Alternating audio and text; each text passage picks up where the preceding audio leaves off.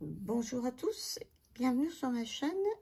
Je voulais vous faire une petite vidéo après avoir vu celle de Marie Cartemancy sur sa chaîne YouTube, où elle propose des jeux qui, pour elle, lui semblent être féeriques. Donc, quand elle dit ça, j'ai cru comprendre que c'était pas simplement les petites fées toutes mignonnes, mais plutôt l'esprit. Donc, et je suis un peu d'accord avec elle, c'est pas forcément ça. Il y a ça, mais pas que ça. Voilà. Alors, moi, je suis un peu quand même, j'en ai pas non plus des quantités folles, mais bon, j'en ai quelques-uns qui pourraient correspondre à cette idée. J'ai 2 tarots, par contre, et des oracles. Alors, un tarot particulièrement, celui-ci, sur le thème des fées, qui est celui-ci, le tarot ésotérique du monde des fées de Barbara Moore. C'est un très gros coffret, comme ça, qui est paru chez Vega, non, je sais plus. Non, chez Ada, excusez-moi, chez Ada. C'est une très grosse boîte. Je vais ouvrir.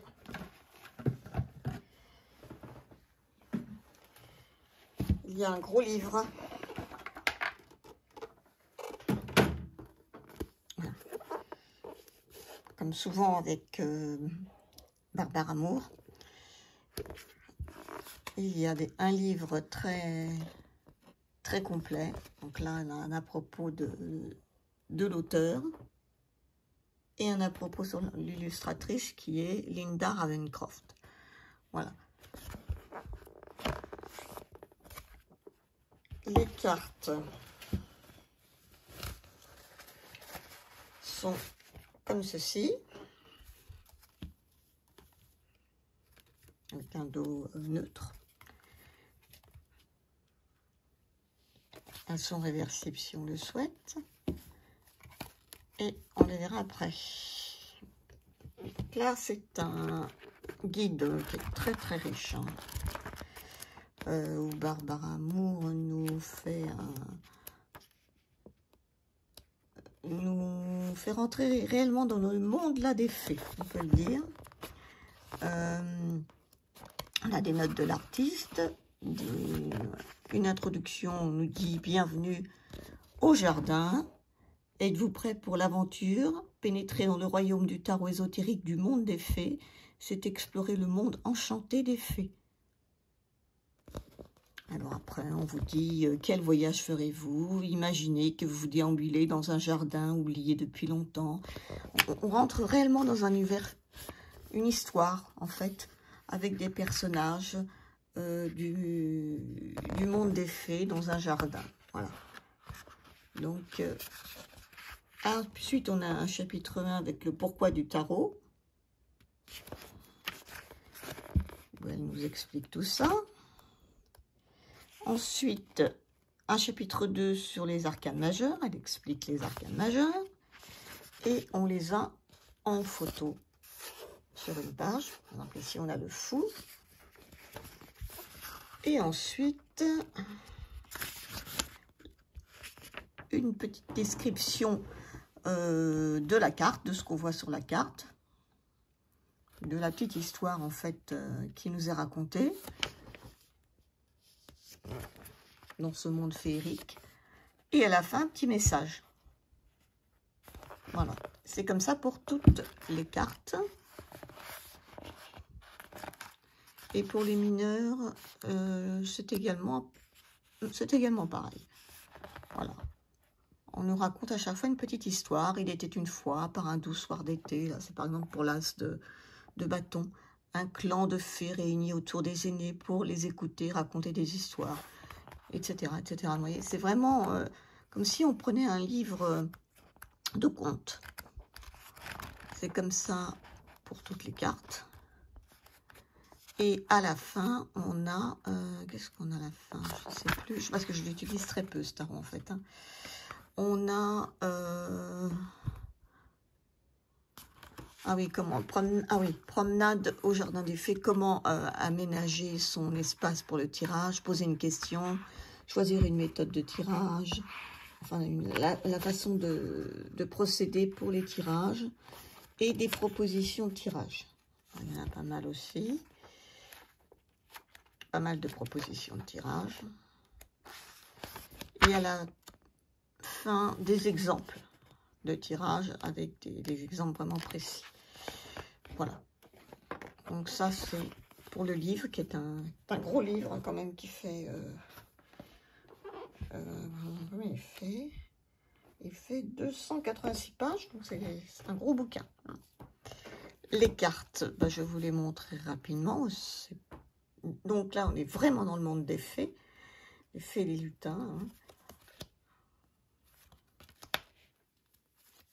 Alors, il y en a qui sont un peu dans tous les sens.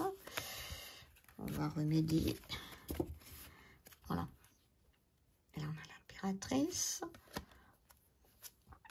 Alors, il fait également très printemps aussi. Hein, oui, printemps, un peu automne aussi. Mais bon. Alors, moi, je trouve que c'est un peu dommage le cadre autour. Mais bon, c'est comme ça. Et c'est un très joli tarot, hein, mais j'aurais préféré que l'image prenne toute la carte. Mais bon, c'est comme ça. Mais il est très joli. Je ne l'ai pas beaucoup utilisé. Donc, je vais essayer de m'y mettre un peu parce que je trouve ça un peu dommage. Voilà.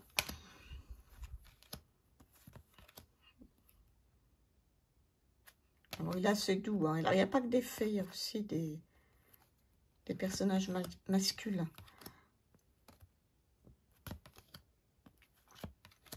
Des fées à moitié sirènes, des enfants, un monde féerique quand même, très féerique. Là, on est quand même dans le thème. Hein. Il est très beau.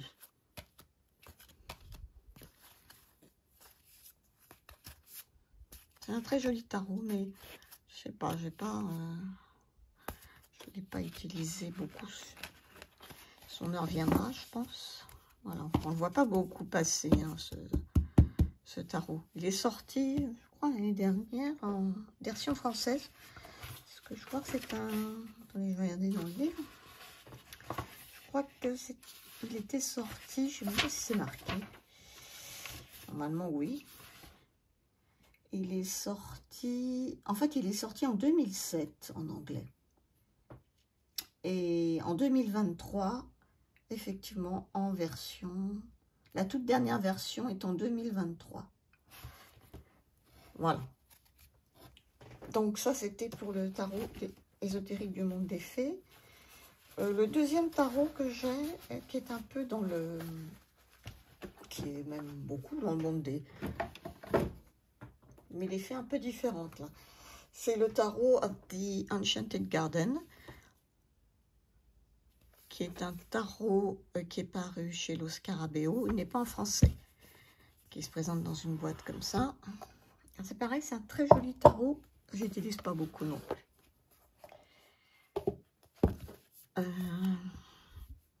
Voilà, alors ça c'est la carte de présentation du jeu. La carte de chez Los Scarabeo. Là c'est le dos du tarot. Les tranches sont neutres. La qualité c'est une très bonne qualité, mais ce sont des cartes mates qui glissent très très bien. Le petit bouquin, comme je vous disais, il n'est pas en français, donc il est multilingue comme beaucoup de jeux chez Los Scarabeo. Il est en italien, espagnol et anglais, je crois. Voilà. Et portugais. Donc là, on a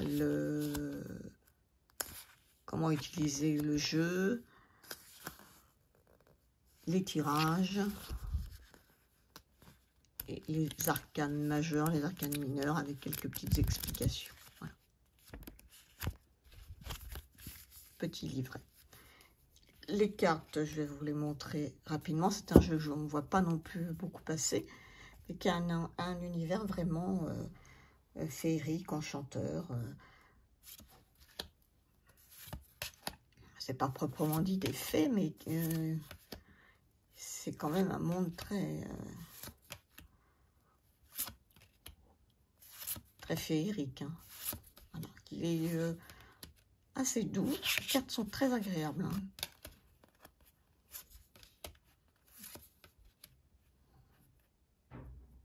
Alors, par contre, rien n'est noté dessus. C'est pas évident. Ce sont des couleurs. Hein. Il y a juste les chiffres pour retrouver. Bon, faut être habitué au jeu quand même. Là, vous voyez, c'est la couleur un petit peu orangée, là. Et pour les bâtons, il y a marqué 3 et c'est tout. Hein. Un beau jeu. Moi, je l'ai vu sur des chaînes anglaises. Sur une chaîne italienne aussi. Mais sur les chaînes françaises, j'avoue que je crois pas l'avoir vu. Voilà. Il est dans des tons assez pastels. Hein.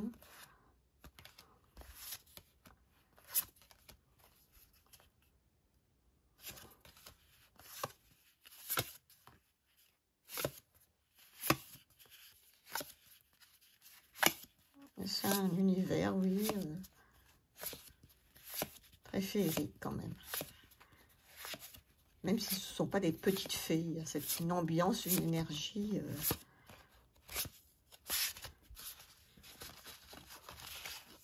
Qui le rappelle en tout cas. Voilà. Donc ça c'était le Enchanted Garden. Donc j'ai 2 tarots qui sont des... Oups, pardon pour le bruit.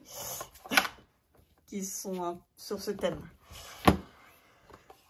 Ensuite, bon, pour les tarots c'est tout. Je vais passer au jeu.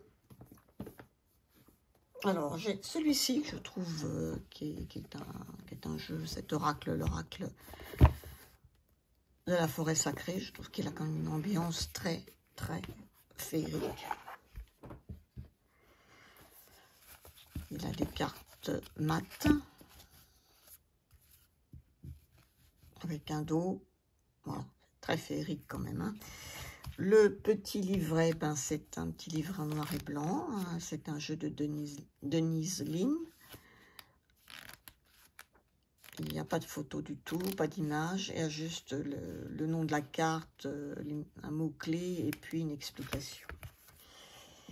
Les cartes sont comme ça, donc des cartes mat avec des contours neutres, des tranches neutres. Et voilà pour les illustrations. Donc oui, c'est quand même bien féerique dans l'ensemble. Hein. Là, on est vraiment dans le monde des fées. Hein. Je pense que celui-ci, il est beaucoup plus connu. Le dragon.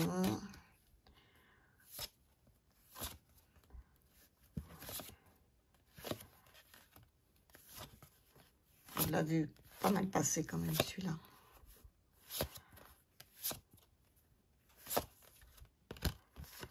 La forêt enchantée, la licorne, tout ça, on est vraiment dans la... Non, là, c'est carrément une fée, hein, oui.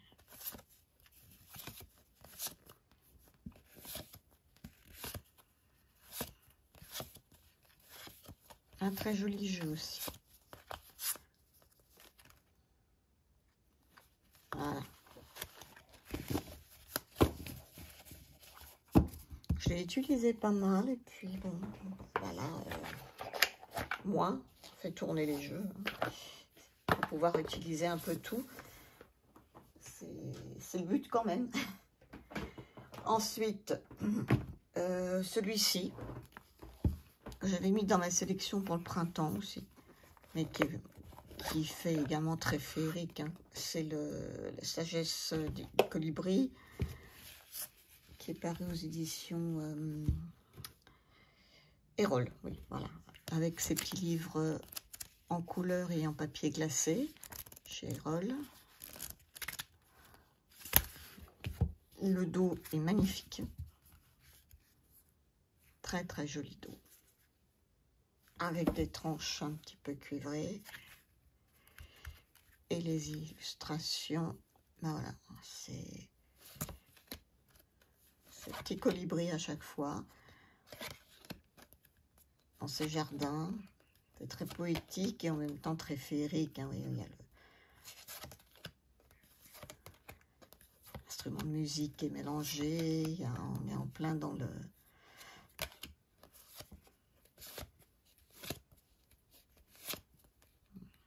un monde enchanté.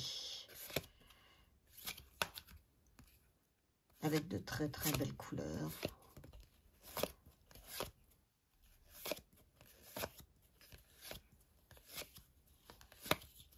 Je crois que celui-ci aussi, il est quand même assez connu.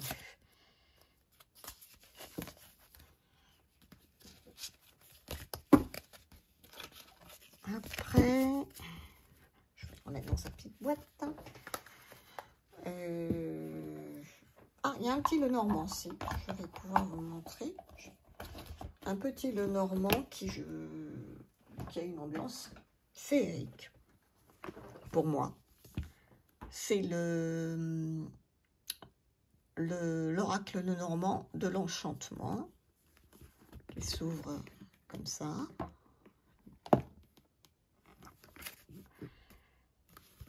Chez Erol également. Avec un grand bouquin explicatif et des cartes en intérieur. Je vais les sortir. Voilà. Alors le livre est assez gros parce que c'est un livre qui est très intéressant. Il permet d'avoir des explications et des cartes associées les unes avec les autres. Donc moi je le trouve très bien, surtout que je ne maîtrise pas du tout le petit Lenormand. Et donc à chaque fois on a l'association de la carte, par exemple le vaisseau, ses mots-clés, ses significations. Et à chaque fois on nous met l'association avec toutes les autres cartes. Ça je trouve ça vraiment top. Hein. Il y a, voilà, il y a ça. Ensuite, non, il n'y a pas de... Et il n'y a pas d'exemple spécifique de tirage, mais bon, c'est le petit Lenormand a une structure bien à lui. Voilà. C'est un gros bouquin. Il a combien de pages? Il en a plus de 200, il a 203 pages. Et le petit livre, bon, ben, il a une énergie, une ambiance assez féerique quand même, il faut bien le dire.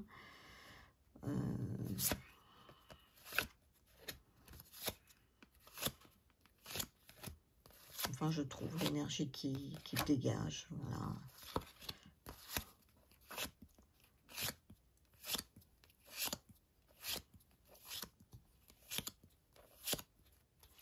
Petite souris sont à l'envers.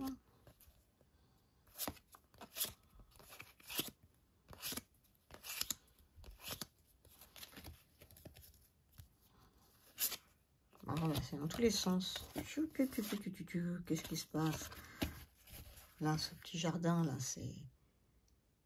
On est en plein dans le monde des fées, là. Hein.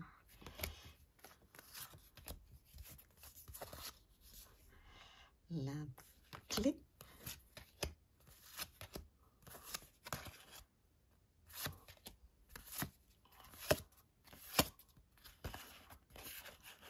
Désolée, comme je l'ai utilisé, je ne sais pas ce que je fais, j'ai mis un peu dans tous les sens.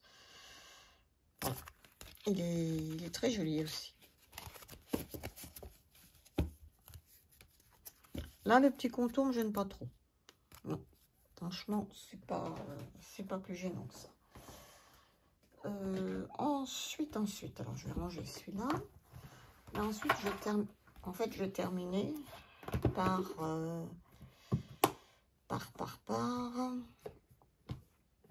deux jeux que j'ai eu récemment, que je vous ai montré en détail, donc là je ne vais pas aller en détail, de Wendy Andrew.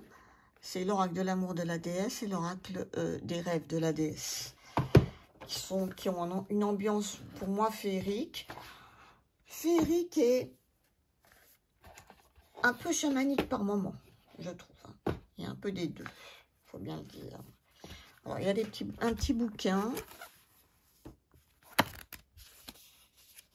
en couleur avec les mots, les explications. J'ai fait des reviews complètes. Je vous invite à aller les voir si vous voulez en savoir un peu plus. Ils sont parus chez Vega. Ils sont en... Comment dire? Ce sont les grandes cartes oracles. Ils sont glossy. Alors, un très joli dos, très... avec ses fleurs, c'est magnifique.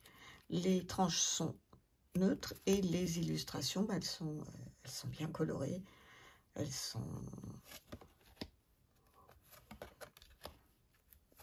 Elles ont vraiment une ambiance à la fois féerique, on est dans l'imaginaire, le monde des fées, enfin des fées, l'esprit, évidemment, là, on ne voit pas de personnages avec des petites ailes, hein, voilà. Mais pour moi, c'est un esprit féerique et en même temps un peu chamanique, oui. Je le reconnais, il y a un peu des deux.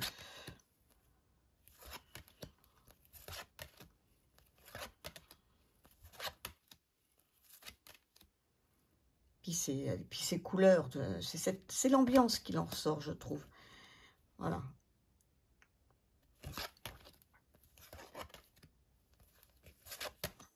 Parce que là, en fait, c'est un oracle sur les déesses, mais c'est... bon, ça fait très chamanique, oui. Et là, on est dans la forêt. Il y a beaucoup d'animaux, hein.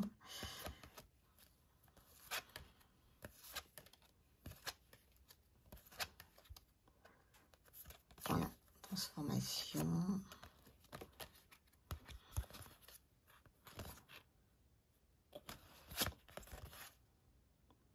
Et là, là, on sent que ça fait très féerique. Voilà. Donc, celui-ci. Et j'ai pris l'autre parce que je trouve qu'il se complète bien. Il n'y a pas énormément de cartes dans chacun. Et comme j'aime beaucoup, beaucoup les illustrations, bah, j'ai pris l'autre. L'oracle de l'amour de la déesse. Voilà, pareil. Je vais vous montrer quelques cartes.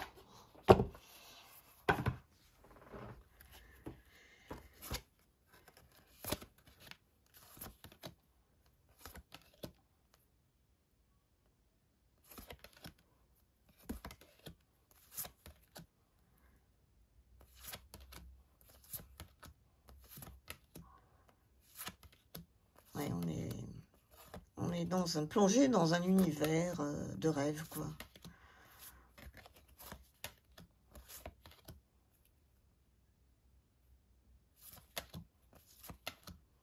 Bon, il y a aussi des, comment dire, des archétypes un peu de diverses civilisations. Ça, c'est sûr, on le voit tout de suite.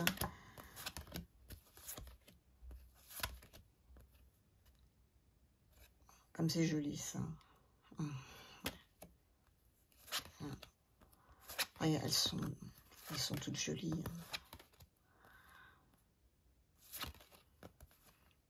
La joie, voilà.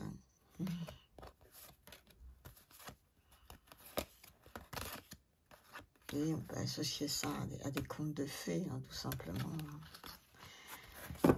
Là, le thème étant plutôt les déesses, hein, mais l'esprit des déesses, mais c'est vraiment l'univers, hein, qui donne cette impression.